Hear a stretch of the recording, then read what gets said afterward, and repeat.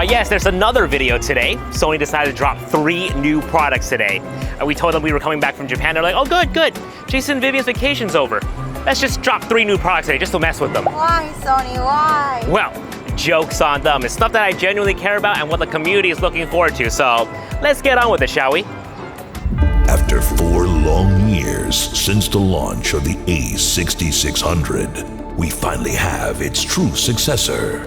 Not just a photo camera, not just a video camera, and certainly not just a vlogging camera, but a jam-packed, damn good slam dunk of a hybrid camera. This is the new Sony a6700. This has 26 megapixel back illuminated sensor, new AI autofocus system, 5-axis in-body image stabilization, 14 plus stops of dynamic range, 4K 120 frames per second 10-bit 422, and so much more. So, is this a Sony APS-C camera of our dreams, or did it fall short of our expectations? Let's find out at the happiest place on earth, Disneyland. Tell me I'm the one you want. Tell me I'm the reason your heart beats and it won't stop. With full-frame cameras coming down in size and even in price, is there a point to still even get APS-C cameras anymore? It's a question that I ask myself every day.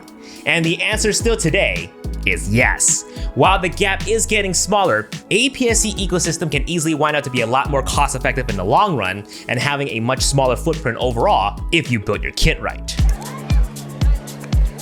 Oh, I should put on my glasses. Okay, Wow. So something like this is perfect for Disneyland, family trips in general. Got a light 1.4 prime for low light, a nice mid-range versatile zoom lens for 70% of the day, and a telephoto for some of these random parades we'll be seeing. All in this little bag right here. All I'm missing is an actual family now. There has been a lot of new and great lenses that has been coming out for APS-C. We got the famous Sigma 1.4 Quartet now, formerly the Trios, but Sigma just added the 23mm f1.4 last spring. Not to mention they have their killer tiny little zoom right here, the 18 to 50mm f2.8, all of which are excellent in image quality and at a great deal. And Sony themselves dropped 3 of their own APS-C lenses last summer, most notably the 11mm f1.8, widest and fastest autofocus prime available. And Tamron's got some great stuff too, but I can't keep dropping names so people don't get mad at me for not calling out their favorite lenses. Yes, Viltrox's great too, Michael. Sit down. Yes, Michael, sit your butt back down. But the point I'm trying to get at is, most of these great lenses lack optical stabilization. So when you pair it with a camera that doesn't have in-body image stabilization, like the A6400 or the ZVE10, videos end up looking very shaky. Either we have to be super mindful or choose other alternatives that do have lens stabilization, but not at the aperture we might want. But the A6700 does have in-body image stabilization. In fact, some of the best that I've seen in this series, right up there with the FX30. Handheld videos look incredible, and even the issue with rolling shutter that we've seen in previous iterations has largely dissipated. Great for beginners. The Sony a6700 is much more user-friendly. Menu is way more organized compared to its predecessor, the screen is now fully touch capable, and if you're a beginner, auto mode works like taking a photo with your phone. On the corner of the screen right here with the star twinkle is the My Image Style function, which allows you to adjust the amount of background blur, the overall brightness of the image, and balancing the colors, all with a few sliders. So it's never been easier using a dedicated camera like this and getting the look that you want. But if you're no stranger to Sony, there are a lot to celebrate here too. User experience. For the first time ever, a flip-out screen for the A6000 series. Now, I did prefer the flip-up style on the A64 and A6600, but alas, there is no arguing with the popularity of a flip-out style screen. Good for selfie vlogging and even greater for vertical portrait framing. I'm gonna post this on Instagram. But I do appreciate the bump in LCD resolution. Not quite as high as the FX30, but I'm just happy that we can use sunny weather bright monitoring even in 4K 120p. It just helps immensely filming in broad daylight such as today. And if that's not enough, we still got the Viewfinder. At first glance, it may look like the other A6000 series cameras that came before it, but with a closer examination, it's actually taking design elements from the A7C with a few modifications. We have an extra wheel in the front now to control either the shutter or aperture, which is nice. We now have a secondary wheel under the main dial to switch between photo, video, and S&Q mode, which speeds up the workflow for hybrid shooters. And while it has one custom button less than the previous A6600, the touchscreen UI added more options on the screen, thus freeing up more of the physical buttons on the camera to be reprogrammed. And no, you cannot reprogram the touchscreen UI. The hot shoe here has been updated to now support a wide array of Sony digital mics, including the new ECM M1. The SD card has been moved to the side here where all the IOs are. Sorry, no CF Express Type A support. And USB-C for better webcam support and fast charging. But the strap rings, ooh, pretty loud. Even though it looks bigger than the A6600, it actually weighs slightly less, 506 grams versus 515 grams. Grip-wise, it's not as full as the FX30, but it's meatier than the A6600 for sure. Oh, Jason. Autofocus. Trickling down from the A7R5, we have the brand new AI autofocus feature. So in addition to human and animals, we now have birds, cars, trains, and planes, and even bugs in the latest A6000 series, in both photo and video. Super overkill, to be honest. However, if you shoot these particular subjects already, you'll be glad to have that recognition. But if you don't, give it a try anyways. I never consider myself a bird photographer, but the amount of bird photos I've taken within the last several years have dramatically increased because we have bird eye autofocus. All in all, it's a welcomed feature. So we're here at Princess Pavilion looking to capture some princesses. I don't know you. No, capturing princess as in capturing their photos, not capturing in a kidnapping sense. Ugh. Human and animal autofocus have a subtle but big upgrade. It now has AI post-estimation, so even when the subject is completely turned around, the camera can kind of guess where the eyes are. It's a long-winded way of saying the accuracy has gone up. Speaking of gone up, we're also going up from 425 face detection autofocus points to a whopping 759. A much larger screen coverage means even when the subject is falling off to the very edge of the screen, the camera will still be able to keep focus locked on them. Hello. How are you? I'm good. That's quite essential. Oh. Priceless items. I know what that. I deal with that the same. That's great. I have a machine that can capture memories, and I would like to capture you guys. Maybe an individual after. Ready? Ooh, this is nice. I like this one right here. 1, 2, and 3. 1, 2, and 3. Now, can I get one individual? Absolutely. Can I have you do a twirl for me? Yeah. Give me 1 second, okay? And 3, 2, 1. Go for it. That's great. Thank you so much. And then for you, well, let's do a twirl. I think it'll be great. You ready? Because I've been practicing. Yes. Let's have you stand in the middle of the pillar right there. Thank you so much, Flynn. Yeah, the lighting is beautiful on you. And 3, 2, 1, go. Whoa! Oh, love it. Love this motor. Thank you so much.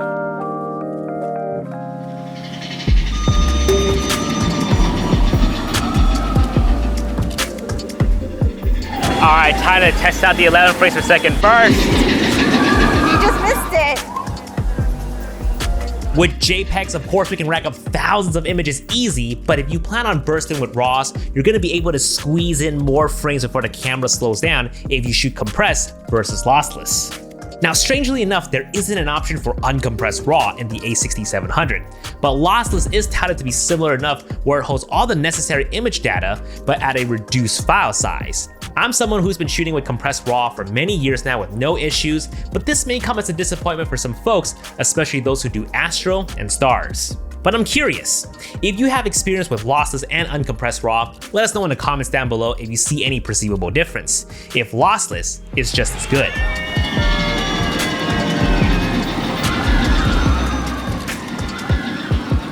So that was 11 frames per second, actually kept up really well.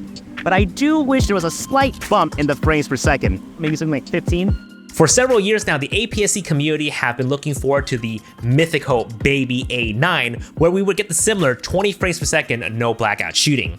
While there wasn't a promise of something like that by Sony officially, it would have been nice to see something more than 11 in the A6700. Perhaps we'll find that Baby A9 in a A6900. Nice. Viewfinder. I swear I'm getting 50 shades darker just waiting for this parade to happen, but we have to be here an hour early in order to get the best view of the parade. It's summer, it's hot, you can probably see in the footage right now, everything is looking blown out, no different from what our eyes can see. But the one thing I can count on in these trying times is a viewfinder.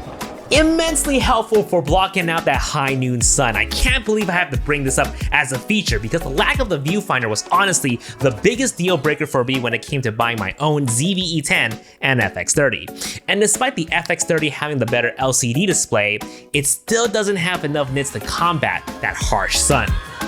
Nothing beats staring into the viewfinder for better visibility and exposure accuracy, and it's brighter than the previous iterations. Crop sensor advantage. Now, normally I would use a 70 to 350mm APS-C mega zoom lens, but today's a little special. Why is that? We got the brand new 70 to 200mm f4G Mark II, which is actually a full frame lens. Sure, we can use APS-C mode on most full-frame cameras, but unless you have an A1 or an A7R camera, you're likely going under 18 megapixels. With the A6700, you're getting the full 26 with any full-frame lenses. Now we're shooting in aperture priority right now, but because there are a ton of dancing going on, I'm raising my ISO to 640. That way the camera determines a high shutter speed to freeze the action. I guess we can do shutter speed priority too, to be honest. Ready, rolling? And rolling. Beautiful, hold that there. The difference between using this lens on a full-frame camera versus APS-C is the reach. With a full frame, we're getting the advertised 200mm, but with any APS-C cameras, we gotta take in the 1.5 times crop factor into consideration. So mount this on the A6700, we're actually getting a 105 to 300mm equivalent.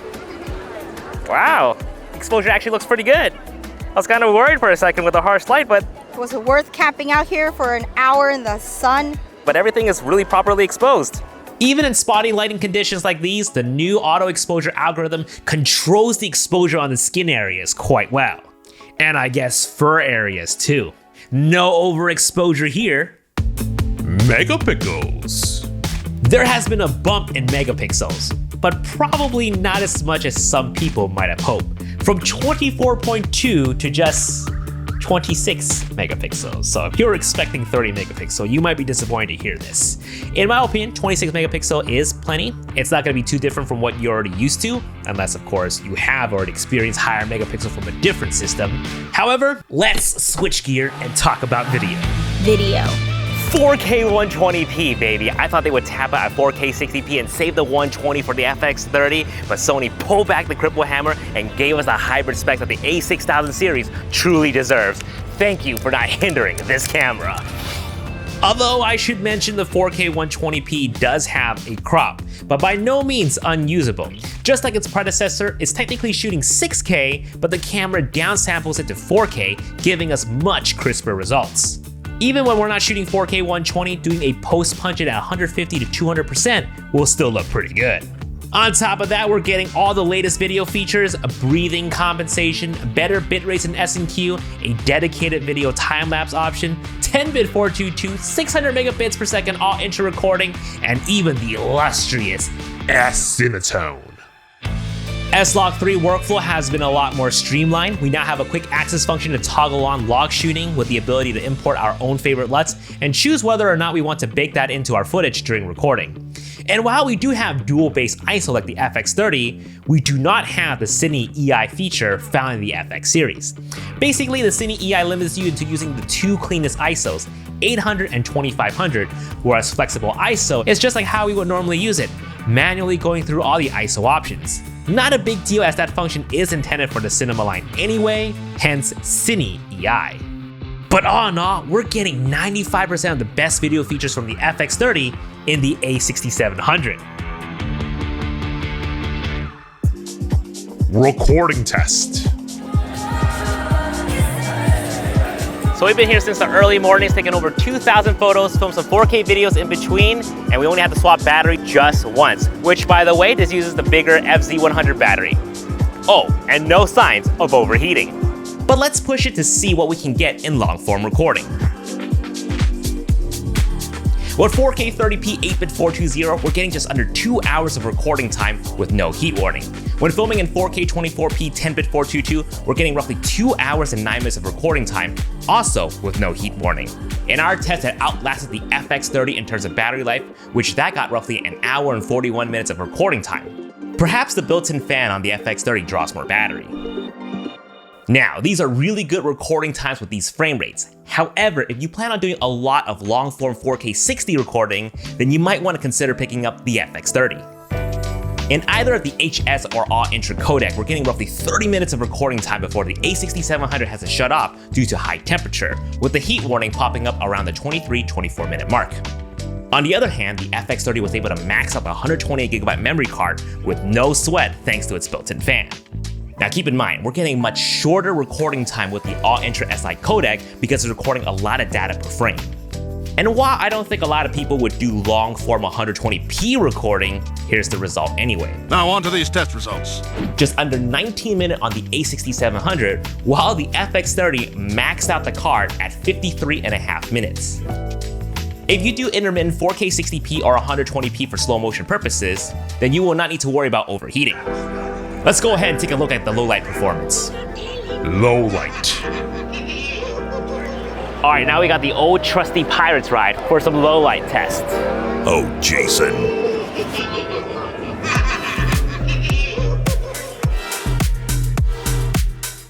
Let's take a look at the high ISO noise performance. With standard picture profile, I'm not seeing too much of a difference in terms of noise when comparing with the A6600 and the ZV-E10, other than the color signs on the newer cameras are better. But to maximize the dynamic range of these cameras, we need to shoot in S-Log 3, and immediately, the difference is staggering at ISO 32,000. Before we get into price and would I recommend it, if you enjoyed the video, make sure to like and comment to help increase the exposure of this video. Because you know us photographers and filmmakers, we can always use more exposure bucks. But for real, if you want to go the extra mile, there's the one-time custom amount donation via the Super Thanks button to help fund for the VONG community's very own A6700. With the money, we'll be creating future setup guides, tutorials, and follow-up reviews on the channel. It's completely optional, but hey, it would really help. If not, the greatest support that you can always give is simply watch every single video that comes out on this channel. Many T. Hanks. Price and would I recommend it? Cha-ching! $13.99 USD. And it's shipping early August. Not a bad price, same as the A6600 when it first launched. I think it's time for me to buy this camera. And we'll have separate videos comparing the A6700 against the other cameras soon, but for now, here's a general summary. As always, when it comes to strictly photography, if you got something that still works well for still life, then you're not gonna feel a huge improvement in terms of image quality. Just buy better lenses. Sure, the overall user experience is better, the new AI autofocus capability is nice, but unless you need it for animals, birds, cars, trains, or even planes, regular old human eye autofocus is good enough. But if you're shooting a lot of fast-paced action, the tracking autofocus improvement on this camera is gonna give you that speed boost that you need. Moving on, if you have any of the previous A6000 series cameras and you straight up just need better video features, then absolutely 100%, no questions asked, why are you still even watching? Click the link down below and upgrade right now. This is a nice middle ground between the ZV-E10 and the FX30. It gives us exactly what we need at a fair price point. If we needed better stabilization over the ZV-E10, pay the extra and get this. If we wanted the better video features without the extra card slot or fan design found in the FX30, then save the money and get this. And you'll be glad you chose this over the other two solely because of this viewfinder alone. I cannot emphasize how helpful it is, especially if you're gonna be behind the camera a lot. While the A6700 isn't bringing anything new to the alpha table, it is caught up. And that's not a bad thing. It's giving us everything a hybrid camera should in 2023. Unless you're ready to move on to full frame, this is probably the best APS-C hybrid camera to get. Well, still no boat autofocus. Let me know in the comments down below if this is something you're picking up. Thanks for watching, and here's a word from our lovely sponsor, Squarespace. Squarespace is an all-in-one platform to create beautiful websites. You don't need any coding knowledge whatsoever. Simply just choose from their many easy-to-use templates. Perfect for people like us who want to focus on our travels and make YouTube videos for you guys, but still want a presentable website for brands that are looking to work with us. Whether you're building your own photography portfolio, an e-commerce store, or even a landing page for your business, design it with Squarespace. Get a 14-day trial with my link below and try it for yourself. When you're ready to launch, you can save 10% off your first purchase of a website or domain with my code JasonVong. Guys, thank you so much for watching, and we'll catch you guys in the next one. Peace. Tell me I'm the one you want. Tell me I'm the reason your heart beats and it won't stop. I wanna be the feeling you've been after all your life. Maybe is it too much to ask?